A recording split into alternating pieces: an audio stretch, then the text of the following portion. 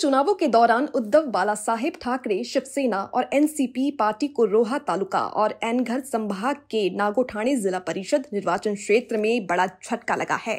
मंत्री भरत गोगावले की उपस्थिति में रोहा तालुका उपाध्यक्ष मनोज खांडेरकर और सुमित काटे के नेतृत्व में सैकड़ों कार्यकर्ता सार्वजनिक रूप से शिवसेना में शामिल हो गए।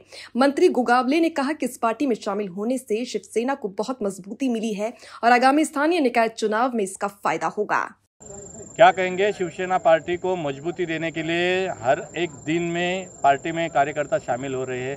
कौन से पार्टी के कार्यकर्ता थे और किस प्रकार ये पक्ष प्रवेश का 16 हुआ?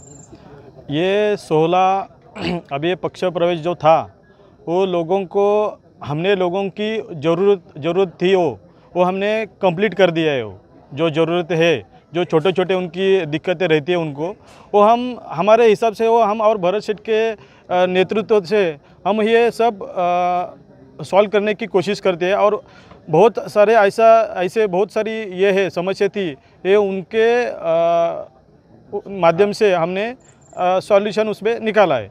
अभी भरत शेठ शिवसेना अभी बढ़ रही है क्योंकि शिवसेना का अभी नेतृत्व अच्छा चल रहा है, क्योंकि लोगों को मालूम है कि ये एकनाथ शिंदे साहब ने जो अभी जो मैनिपुलेट किया है सबको, जैसे कि सरकार चलाने का कैसा पिछले बार उन्होंने सरकार चलाने की कोशिश किया था लेकिन वो अच्छा सफल हुआ था कोशिश, और इस बार भी वो चला सकते थे, लेकिन उन्होंने जो कमिटमेंट था, जो बीजेपी के साथ जो कमिटमेंट था उसके ऊपर वो स्टिक रहे थे। इसके लिए अभी जो लोगों को लग रहा है कि शिंदे शिवसेना अभी अच्छा काम कर रही है, तो उसको बढ़ावा देने के लिए हम भी ग्राउंड लेवल से उनको शिवसेना को सपोर्ट कर रहे हैं।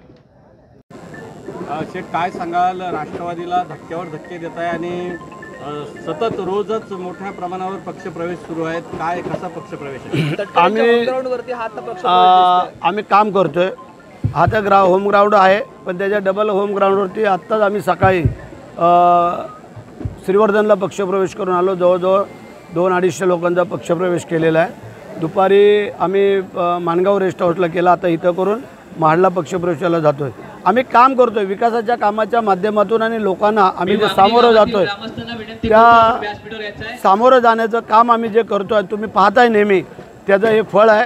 आणि एकनाथ शिंदे साहेबांचा खंबीर पाठिंबा आणि त्याच्या जोरावरतीच ह्या लोकांना कल्पना आहे की आम्ही जे सांगू बोलू ते करू, आम्ही फसवणार नाही। सर, 8-8चा जो आपण फॉर्म्युला दिला होता तटकरेंना, तो फेटाळलेला आहे, त्याची खिल्ली त्यांनी उडवलेली आहे। त्याचं आम्ही दखल घेतलेली आहे, हरकत नाही आहे, ते आम्ही दाखवूया। असं नको वाटायला की कोणीच काय आम्हाला बोललं नाही, काय नाही। मंत्री म्हणून आमची जबाबदारी होती, जे आम्ही मांडलं सांगितलं ते सांगितलं, त्याबद्दल दुमत नाही। कोणाला पटो अगर न पटो हरकत नाही आहे, त्यांनी त्यांची ताकद दाखवायची, आम्ही आमची ताकद दाखवतोय। आता पाहूया, दूध का दूध पाणी का पाणी आपण दाखवून देऊ। आपण तो शेकापसोबत जाणार आहात का जिल्ह्यात?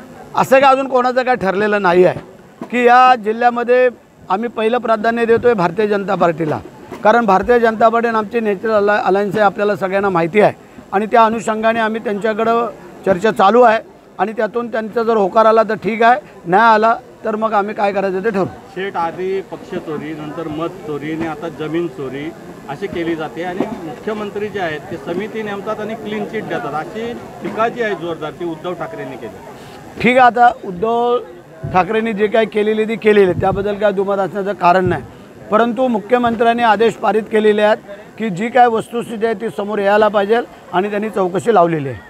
सर, मनसे उपशहर प्रमुख उमाश्रे यांच्या मारहाण प्रकरणी आपल्या काही कार्यकर्त्यांना अटक करण्यात आलेली आहे, आपल्यावर त्यांनी वक्तव्य केलं होतं व्हिडिओच्या माध्यमातून, त्या प्रसंगी काय होतं, प्रत्येक गोष्टीला लिमिट आहे, सीमा आहे, आणि कार्यकर्त्यांचा ज्यावेळेला संयम तुटतो त्यावेळेला असे काय प्रकार घडतात, त्याबद्दल काय दुमत असण्याचं कारण नाही आहे।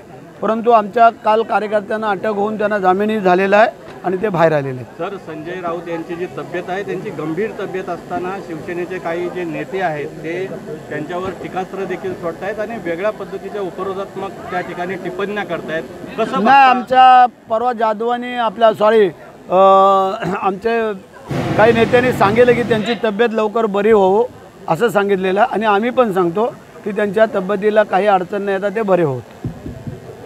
संवाददाता धर्मशील सावंत की रिपोर्ट।